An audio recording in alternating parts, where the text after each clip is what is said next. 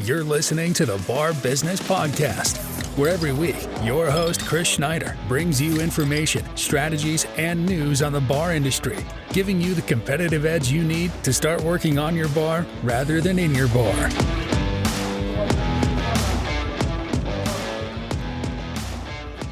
Hello and welcome to this week's edition of the Bar Business Podcast. Today we are going to be talking all about 2024 trends.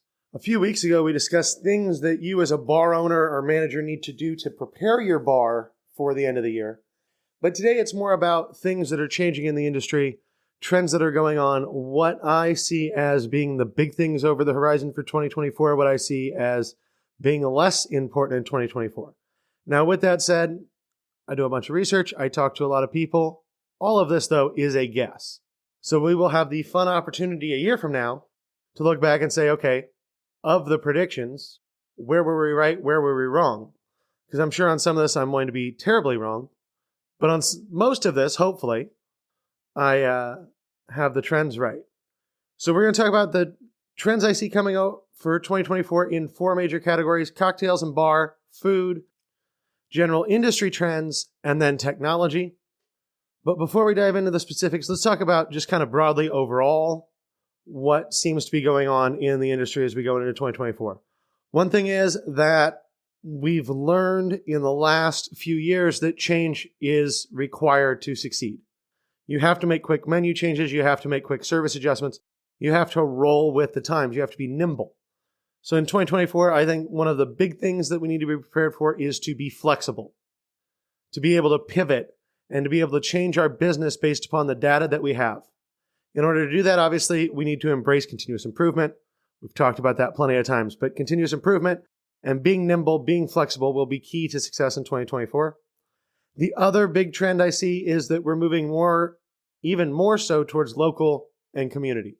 If we're talking small bars, they've always been neighborhood watering holes. I always talk about the importance of community, but I feel like post-COVID, as people are getting out, and when I interact with people in public and get a feel for why they're going out, what they're doing, that local is more important now than it was before COVID, because we all feel a little bit closer. We all feel a little bit more connected at the local level, because essentially we were trapped at the local level during COVID. So I think a focus on local will continue. Now, that could be in the beverages that you serve, whether you have local distillers, local brewers, things like that. That could be in the food, if you're getting food from local farms, local growers, local meat sources. But local, I see continuing to be a big push in the industry, as it has been for years. Now, as we get into our four kind of main topics here and sections, let's start with cocktails and bars. Obviously, this is the Bar Business Podcast. So with cocktails and bars, there are three big things I see on the horizon. One is we're going to see more innovative ingredients. If you look at what was crazy mixology a few years ago, a lot of that has come down into the neighborhood bar, dive bar level, and has hit everything in between. And part of that different ingredients, I feel like we're going to get back to a place where we start mixing more global flavors. So for those of you that were around and in fine dining in, say, late 90s, early 2000s, fusion was hot, right? Everything was about how can I fuse global flavors together. And we got away from that a little bit. But I feel like that will be a big trend with our food, and especially when it comes to things that, again, used to be high-end that are not now as high-end. So think of things like a finishing spray on a cocktail, where you're spritzing it with a water or oil-based compound that is going to give certain esters, certain flavors to that drink that you wouldn't otherwise have. You can go pretty exotic with those. You can have a lot of fun with those.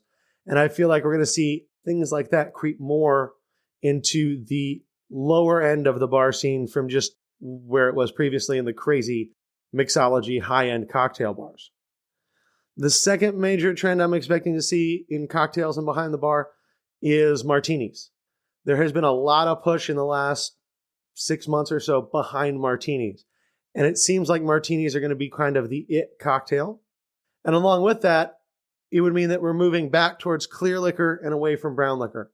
For years, it's been bourbon and whiskey have been the big driving drinks, and old fashions and Manhattans and all these things had this big resurgence. It looks like it's going to be vodka's chance to shine. Now, whether that comes out in high-end classic vodka cocktails and different types of martinis that are elegant, that are great, or whether we go back to what happened, a little over a decade ago when we started pushing into a lot of flavored vodkas, and the flavored vodka thing just got over the top crazy with brands having 20, 30, 40 flavored vodkas. We will see. But martinis are definitely going to be the cocktail of the year. And when I say that, not just traditional martinis, a whole bunch of different takes on martinis. But I think we are going to see, along with that, a push towards clear liquor away from brown. And vodka will be the big thing. I'm interested to see, I think rum has a chance to make a resurgence here and to really gain some popularity, but we will see.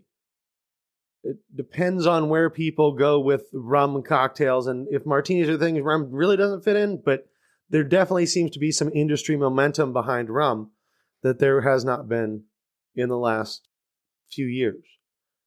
The third trend I see behind the bar coming up big in 2024 is an increasing number of low alcohol drinks and non-alcoholic drinks.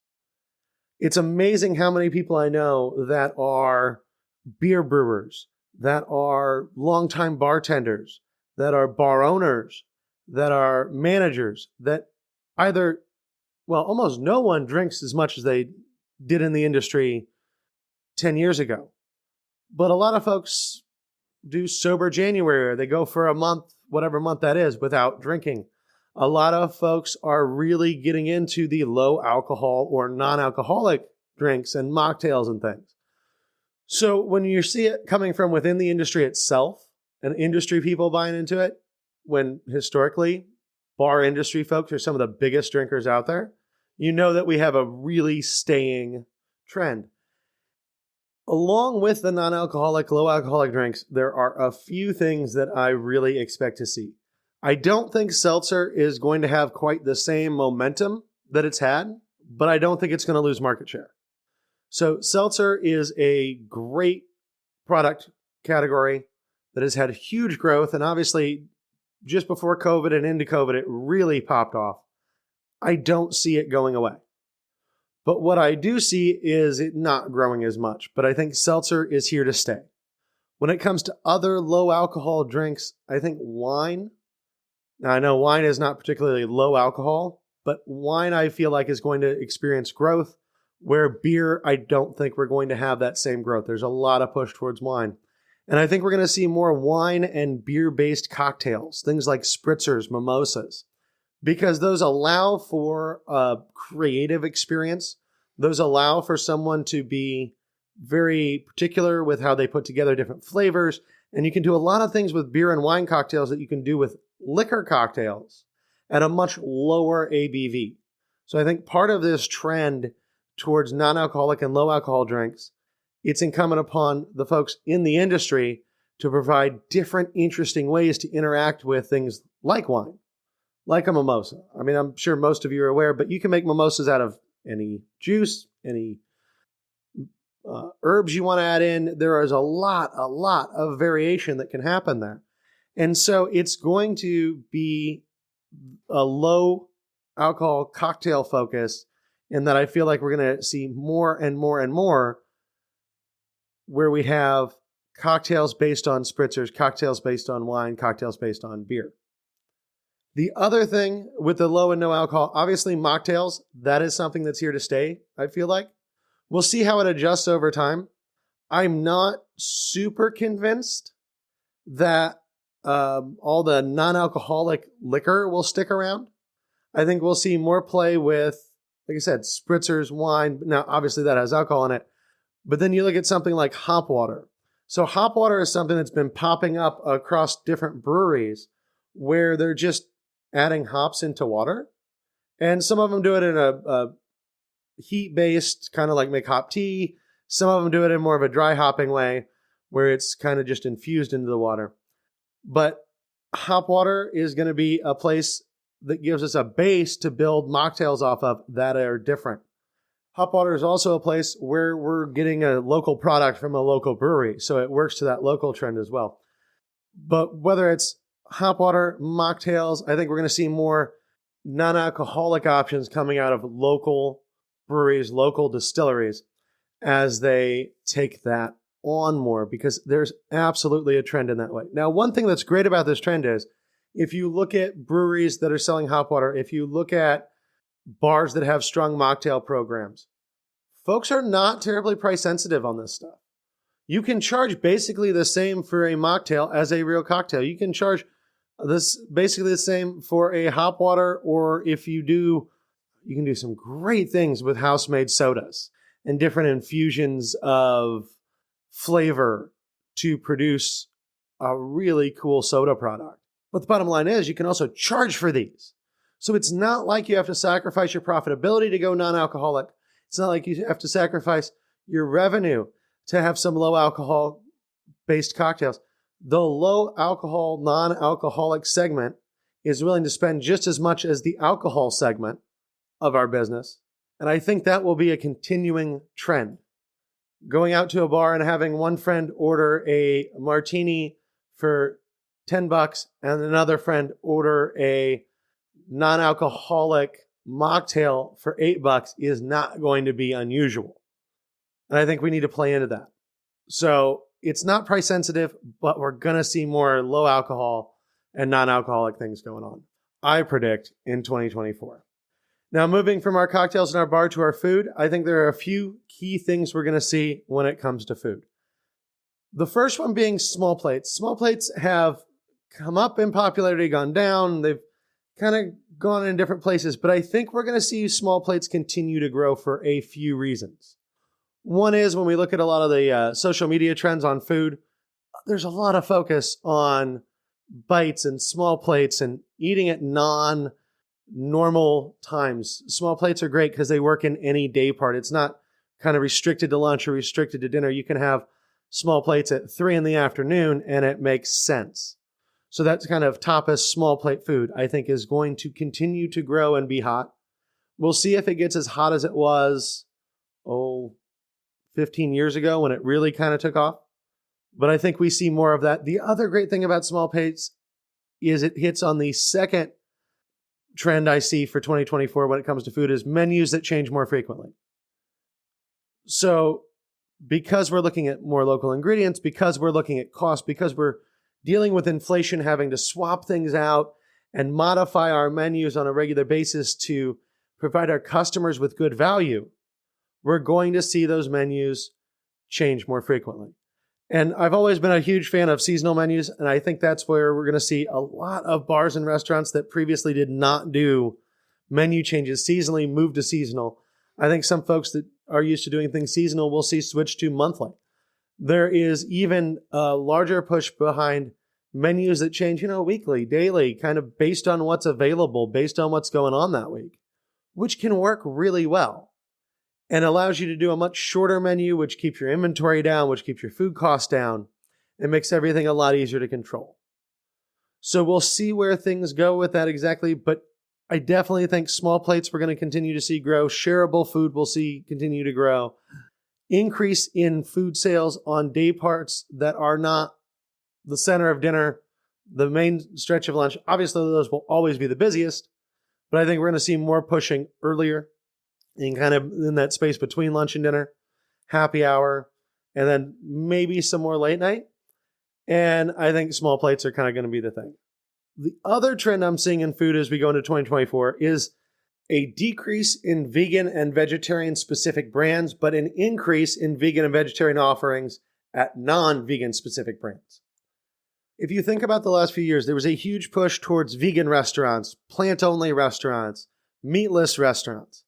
And those kind of spiked and have been dying off. There's not a lot of volume going on in that. I shouldn't say volume. There's not a lot of growth going on in that segment right now. And a lot of restaurants that looked very promising have backed off their growth projections and all sorts of things. Part of that is, I feel like a vegan or vegetarian specific restaurant becomes a little harder because your vegans and vegetarians make up less than 50% of the population. And I don't know the exact numbers off the top of my head, but it's something like 20, 25%. If that even, it might be less. So you're limiting your market to a very small group. But what we have seen is with the growth in the vegan restaurants, everyone else trying to combat that started to offer more vegan and vegetarian items on their normal menus. Well, we're going to continue to see a growth in that, A, because people are buying them, people want them, and B, because it allows for vegan and vegetarian people to go out with other folks to a normal restaurant, have a great meal, and it's a way that it makes sure that there's no specific group that feels left out, where if you have a vegan-only restaurant or a restaurant without anything vegan, you're leaving out a group. What I expect to see in 2024 is a growth in the number of vegetarian and vegan offerings across the board at all restaurants, and a decrease in vegan-specific or vegetarian-specific restaurants. The other thing that I will say when it comes to the vegan-vegetarian thing, I think fake meat kind of had its time. And for whatever reason, the idea of eating vegetable meat with beet blood doesn't particularly appeal to people that would rather just eat meat. And I don't think it particularly appeals to the vegan-vegetarian group either. I mean, obviously it gives some more variety. It does allow for some different things to do as far as making menus and kitchen offerings and things of that nature, and opens up some techniques and ideas for vegetarian and vegan food that wasn't there before. But I don't see fake meat really being a thing. I really don't. So I think we're going to see a decline in the fake meat segment, whether that's burgers, hot dogs, whatever. Some plant-based will obviously still remain, but in general, I feel like the vegan and vegetarian food we're going to see that increases is going to be based on really good vegan and vegetarian recipes, not copying meat with some fake stuff. Because I feel like people don't like fake stuff. Maybe I'm wrong. Now, once we get past food, let's talk some general industry trends that I predict will impact all of us in 2024. The first one is more focus on the guest experience and personalization. I think we've all seen that post-COVID, folks really want to have great experiences, especially as money gets tight. When they're spending their money, they want to have a great and unique experience. So we're going to see more focus on that. It's not going to be good enough to survive to have average service. You have to have phenomenal service, great service. You have to have the ability for folks to kind of personalize their experience at your bar. Now that gets a little bit difficult, but some of that can just be offering trivia one night a week, some weekly events that speak to different groups of people, specials that speak to different groups of people. But however you try to embody that trend, people want to personalize. And to really focus on experience, what that comes down to is you have to have great training. And we've talked about training before, but you need to make sure that steps of service are solidified, that everyone's getting a great experience, that all the guests are getting great interaction, because that focus on guest experience, I think, is going to be a determining factor in who does really well in the upcoming year and who does not do as well in the upcoming year. And the reason why I fear that a lot of folks won't do as well in the upcoming year is our guests are going to keep being price sensitive. If you look at any of the polling data, and there's plenty of polling data because we're in a presidential election cycle, which we won't get into, but the U.S. market, one thing that you see in all the data that's coming out is that people don't feel great about the economy. And while unemployment is low and there's been some wage growth in relation to the inflation, people don't feel good about the economy. So there are some good things. People still have money, but also we've seen credit card debt skyrocketed. Savings rates have gone down since COVID. So there's some overspending. There's some tightening of belts. People are going to be price sensitive. Now, because they're price sensitive, that guest experience becomes important, like we just talked about. But also the thing to think about is weekly events. You have to drive people into your business. People are not going to just throw around money when they have an overall negative view of the economy. So because our guests are price sensitive, we need to find innovative ways with our food, with our cocktails, with everything we're doing to offer killer experiences at a very fair value. Now, notice I didn't say low price because we shouldn't do it at a low price, but at a fair value.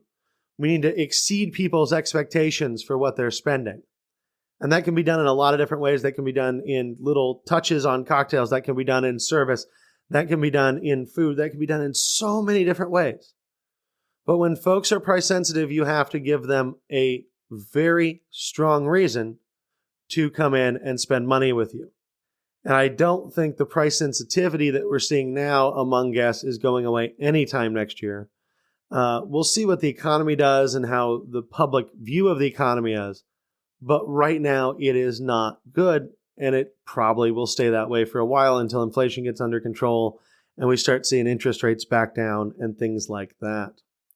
The other industry trend I think we're going to see a lot of is, in general, a move to more house-made items. So whether that's salad dressings, whether that's simple syrups, whether that's anything, really anything that is in your food or your liquor cocktails, more house-made items. And when we're talking about non-alcoholic beverages, you can make house-made sodas. It's a great non-alcoholic beverage that you can put out there for folks. So really, we will see more house-made items. We'll see less things brought in from the store. This is good in a few ways. Generally speaking, you can house-make stuff for very little extra cost compared to buying it in. And you can get a little bit of a premium because you are making it in-house. There's a little premium you can capture there on the price because guests are willing to pay more for things made in-house. This fits in with the overall trend of more local, more community-based things. And it's really going to, I feel like, amplify. So I would encourage everybody, if you can make something in-house for 2024, make it in-house. Like really push behind the move to more stuff made in-house, because there's no way that you can serve a menu of items, especially when it comes to food, that's all made outside of your doors and just kind of heated up and then served and be successful in the upcoming year. It's really going to be about those small plates, small menus that we talked about, frequently changing and being very much more of a scratch kitchen than it used to be. And even if you think about the low end of the bar business, because a lot of times I say scratch made or homemade, and people associate that with high-end bars only. At the lower end of the bar business, you can bread your own chicken fingers. You can bread your own chicken sandwiches. You can bread your own fish sandwiches. So all those things that you're buying frozen, pre-made, it's not always worth it.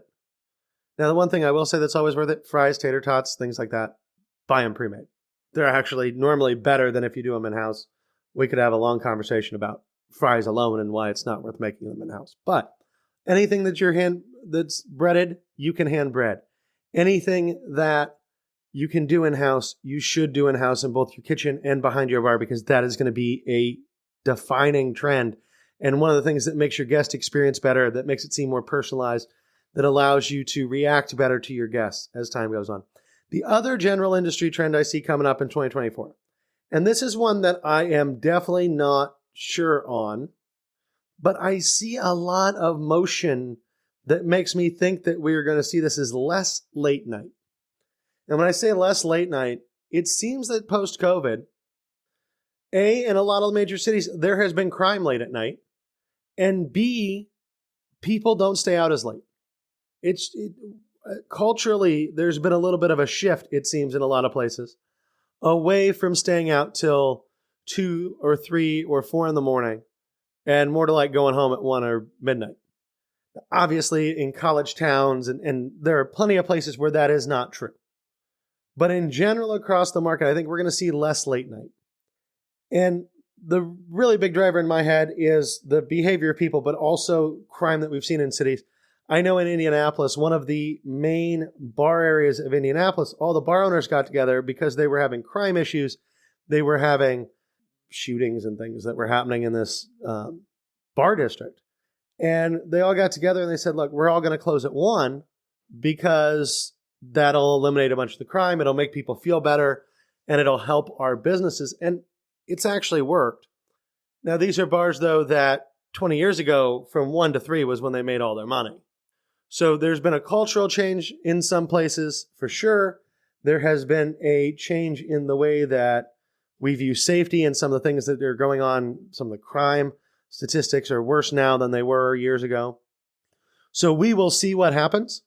But I think we're looking at less late night and kind of a more shifting of important day parts in our industry. Now, outside of some general industry trends, let's touch on tech real quick and tech trends that I see coming up. In general with tech, there has been this huge push behind the tech companies, behind these folks that make kiosks and QR codes and digital ordering and all that. And that is stuff that came around during COVID. It will always be a part of our industry now, right? McDonald's is not going to go back to just having counters with people. They have kiosks that are digital. Most fast food is moving in that direction. But I think within bars in particular, we're actually going to see less tech in the front of house in the coming year. And when I say less tech, handheld POS systems, absolutely. Being able to run people's credit cards at the table, absolutely, that can stick around. But I think we're going to see less QR codes on tables. I think we're going to see less focus on online ordering and online delivery, which is a whole nother topic that we'll get into a little bit more in a second. But I think we'll see less tech in front of house and a return to more of that personalized guest experience, because I feel like a lot of our guests are not buying that the tech makes their experience better. So it's not producing a positive for our guests. It can produce positive for our bottom line, but it's not if it's not increasing our guest counts. So I think we see less tech in the front of the house. With that being said, though, I think we see continuing growth of tech in back of house. And when I say back of house, I'm talking about a number of different things. I'm talking about things like kitchen display systems versus tickets in the back of house, because you can get so much more data when you use a kitchen display system, more inventory management programs, new financial management programs for hospitality. I think we're going to see a growth in the management inventory back end side of things, the office stuff, a lot of automation and AI can come in there. So back of house, a lot more tech, not necessarily all in the kitchen, but in the office, absolutely. On the admin side of things, abso-freaking-lutely, we're going to see a growth in more tech and more deployment of tech, because it's way more helpful and time saving in the back office than anywhere else. But I think we see a decrease in the front of house and a return to more personalized service with a bigger focus on the guest experience. So less tech out front, way more tech in the back. And along with tech, as I mentioned, online ordering, delivery, I think we're going to see a decline. Anyone that's in the business that does online delivery knows what a difficult thing it is to do as a bar and make money. So we'll see less online ordering, less participation with delivery services, because there's just no way when they're taking 25, 30% to really fight that and still make money. Now, obviously, there are some arguments that can be made, but it's hard to make money doing a bunch of delivery with really low margins, because it doesn't really affect your cost that much. It doesn't decrease your cost in front of house or anything. And it is another example of your food that's going out, and there can be issues with the way people perceive your food based on what they're getting delivered to them. So I don't think we see growth in online ordering and delivery. It's definitely here to stay. It's definitely part of a lot of businesses that we see, but it's not, I don't think at this point it's growing. I think it will decline in 2024. Along with that, ghost kitchens, restaurants that don't exist except on paper, I think are gone. But I do think that are declining. Those just have not worked out the way that people projected they would. I do think one place where we may see some growth on the delivery and online ordering side of things is bars and restaurants that have a separate bar or restaurant that does online. So what I mean by that is you have Joe's Corner Bar. Joe's Corner Bar has Joe's Corner Bar food, and all that's true. But then you go on an online ordering platform or delivery platform and you see Bob's Sandwiches. Now, Bob's Sandwiches are made at Joe's Corner Bar, but they're not really linked. So it's essentially a ghost kitchen business being run out of a normal business under a different brand specifically for delivery and online ordering. I think there's some really good growth potentials there, and it's a way to separate those two and to be able to play in both areas, both sections of the market, if you will, without having online ordering or delivery services pollute or give a bad impression of what you have going on in your establishment. So those are my predictions for 2024. We will look at these a year from now and see how right was I. But I think on a lot of these, there's some pretty solid indications that we are definitely moving in these directions. Of course, with a presidential election in the U.S. and the current state of the economy around the world, inflation, there's a lot up in the air. But I really think that just means flexibility is key. We need to be nimble. We need to be ready to do quick menu changes, to quickly adjust our service. We need to embrace continuous improvement. 2024 is a year of flexibility and optimization. It's a year to focus on your strengths, to try to mitigate your weaknesses, and to really build out something amazing from your guest experience perspective so that even when people are spending less money, even when they don't have necessarily the same disposable income that they used to, we are providing them with an awesome experience at a very fair value that is flexible, that is reactive to their needs, and makes them want to come dine with us, makes them want to come drink with us week after week after week, preferably multiple times a week. On that note, though, those are the 2024 predictions. Like I said, a year from now, we will see how this all pans out. If you are still looking for a Christmas gift for anyone on your list, my book, How to Make Top Shelf Profits in the Bar Business, which is now an award-winning book and won a silver medal from the Nonfiction Authors Association, is available for sale. It should still be early enough that you can get those books ordered, printed, and shipped before Christmas. But make sure you order soon. Like I said, link to order that is in the show notes. There's also Audible and Kindle editions available in case you don't quite have time to get the physical copy. Additionally, make sure if you want to join in conversation with other bar owners and join our community that we're building online, head over to Facebook, join Bar Business Nation. There's a link for that in the show notes as well. And if you would like to talk with me personally and have a strategy session on where your business is and how to really maximize things going into 2024, there's a link in the show notes. We'll do a complimentary 30-minute strategy session. We'll talk about your business, learn about where you are, swap some ideas back and forth, and then see if there is a good opportunity to work with me moving forward. So with that, I'll leave you guys for the week. Have a great one. We will talk again later. Thanks for listening to the Bar Business Podcast. Make sure to subscribe so you don't miss any future episodes. Check out our website at barbusinesspodcast.com and join our Bar Business Nation Facebook group for more strategies and tips.